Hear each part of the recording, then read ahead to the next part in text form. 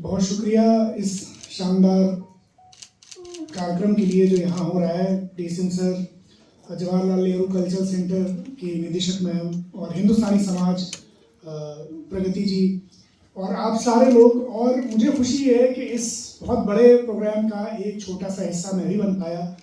मैं पिछले कई वर्षों से एक हिंदुस्तानी आर्ट फॉर्म जो दास्तान गोई कहलाती है, मध्यकालीन एक किस्सा गोई की आर्ट फॉर्म है, उसे मैं पॉपुलर करने में और दोबारा से उसका प्रचार प्रसार करने में लगा हुआ हूँ। और उसी सिलसिले में मैं यहाँ हिंदुस्तान से इतने दूर मॉस्को में पहली बार इस आर्ट फॉर्म की एक छोटी सी झलक लेकर हाजिर हुआ हूँ। तो बस मैं यही कहना चाहता हूँ कि ये कहानी सुनाने की कला है जिसमें बस कायदा एक ही है कि कुछ अच्छा लगे तो वाह करें, बहुत अच्छा लगे तो वाह वाह करें, और ना अच्छा लगे तो बर्दाश्त करें। वाह वाह, शुक्रिया। आज की दास्तान राज कपूर और शैलेंद्र, हमारे दो बहुत बड़े आइकन फिल्म दुनिया के, और दो बहुत बड़े आइकन हिंदुस्तान और रूस की दोस्ती के हैं, उनकी दोस्ती के बारे में ये दास्तान है। ये आर्ट फॉर्म लखनऊ इसका सबसे बड़ा गढ़ था, जो मेरा शहर है। तो जो अंदाज है इस दास्तान का वो लखनवी अंदाज है। मैं शुरू करता हूँ। प्रगति जी का बहुत शुक्रिया कि ये दास्तान जो हम सुनाएंगे ये रूसी में भी आप तक पहुँचेगी तो ज़्यादा लोगों तक पहुँच पाएगी।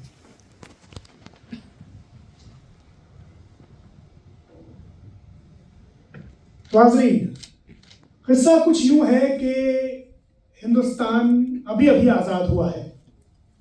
तकसीम का जख्म अभी बिल्कुल ताज़ा है, यानी फिजा में हंगामा है, शोर है, हिंसा है, खूंरेजी है, अंदेशा है, खौफ है, बदगुमानी है, नफरत है, गरज के वो सब कुछ है जो अभी अभी आज़ाद हुए मुल्क में हरगिज नहीं होना चाहिए था।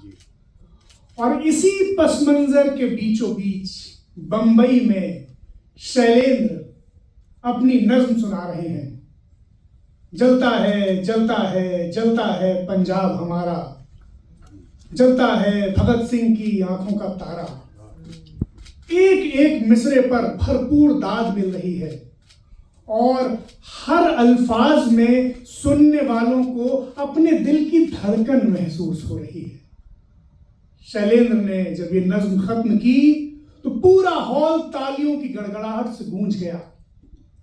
नज्म खत्म हुई तो भीड़ में से, सामईन में से एक नौजवान उठा, शैलेंद्र को आकर इस नज्म के लिए बधाई दी और अपना तारुफ दिया कि नाचीज को राज कपूर कहते हैं।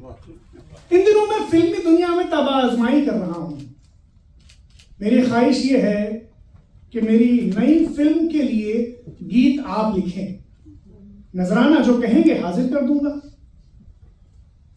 शैलेंद्र ने बड़ी सर्दमहरी से जवाब दिया, मैं पैसे के लिए नहीं लिखता। ऐसी कोई बात नहीं जो मुझे आपकी फिल्म में गाना लिखने की प्रेरणा दे।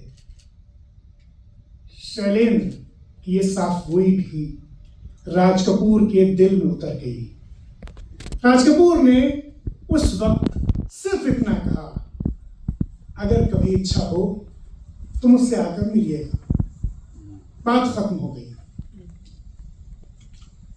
फिर हम पहुंचते हैं 1949 की गर्मियों में। शैलेंद्र की शादी हो चुकी थी। उनके घर में एक नन्हा मेहमान आने वाला था। शैलेंद्र उस दौर में भारतीय रेलवे में एक मामूली नौकरी करते थे। तनख्वाह होती थी सिर्फ 150 रुपए महीने। 150 रुपए महीने की इस तनख्वाह में घर तो चल जाता था, मगर अब जबकि घर में एक नया मेहमान आने वाला था और शैलेंद्र अपनी बीवी को उनके मायके यानी झांसी भेजना चाहते थे, तो इस पूरी जद्दोजहद के लिए 150 रुपए माहाना की तनख्वाह बहुत कम होती थी। शैलेंद्र उधेड़बुन में थे।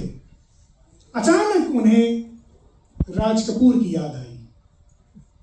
शैलेंद्र राज कपूर के पास पहुंचे, उन्हें वो पिछली बात याद दिलाई। राज कपूर ने उसी वक्त 500 रुपए मंगवाए, जो कि उस जमाने में भी बहुत बड़ी रकम हुआ करती थी, और शैलेंद्र को दे दिए। शैलेंद्र ने कहा कि काम जो कुछ भी लेना चाहें तो मैं खिदमत में हाजिर हूं।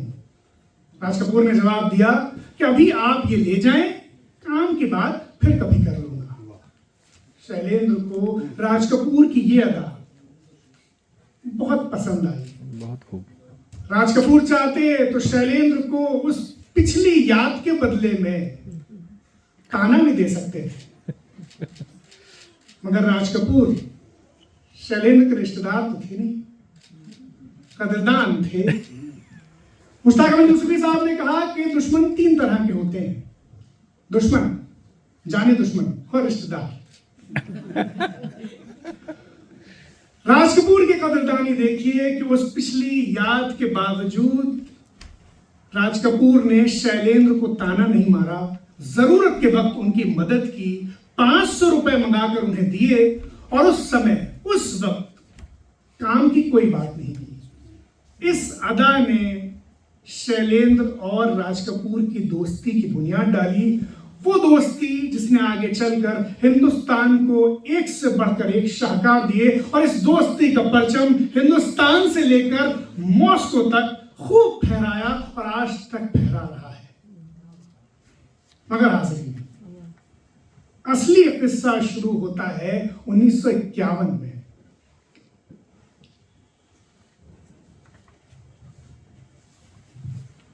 Rozkaz o знаменитej družbе между Радж Капуром и Шайлиндром. Этот рассказ берет свое начало в середине прошлого века. Индия только что стала независимой.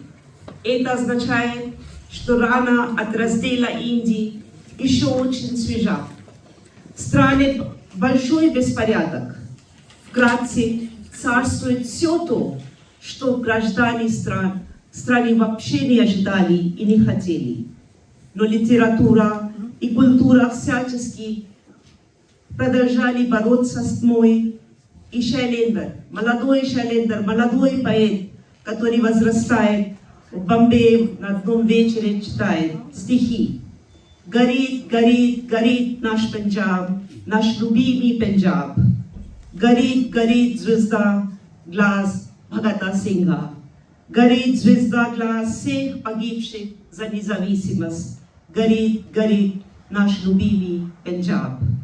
Шайлендр своими словами как бы бросал вызов всем врагам страны от имени всей страны.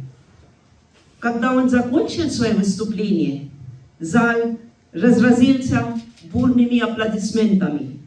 Один человек, один молодой человек из толпы слушателей встал, прошел и крепко обнял Шайлендра, потом представился. Меня зовут Радж Капур. Я начинаю пробовать себя в мире кино. Сейчас я снимаю фильм под названием «Огонь». Послушав ваши стихи, я хочу, чтобы вы написали песни для моего этого фильма. Я готов дать вам любое вознаграждение. Шайлендр отверг это предложение, сказав: я не пишу за деньги. Радж Капур вообще не ожидал такого ответа. Шайлендр спросил у Радж Капура: а почему я должен писать для вас песни? Что меня на это вдохновляет? В то время у Раджа Капура не было ответа на этот вопрос. По словам Радж Капура, ему был такой ответ Шайлендра тоже интересен. После нескольких минут молчания он ушел, просто сказав: если когда-нибудь захотите писать, приходите ко мне. У времени всегда свои сюрпризы. У Шайлендра должно было быть пополнение семьи. Шайлендр с женой ждали сына. Mês des radestju, это новость была и причиной волнения для скромного зарабатывающего поэта. Он работал на очень низкой должности на железной дороге. У него зарплата была 150 рублей, а семье уже нужны были деньги намного больше.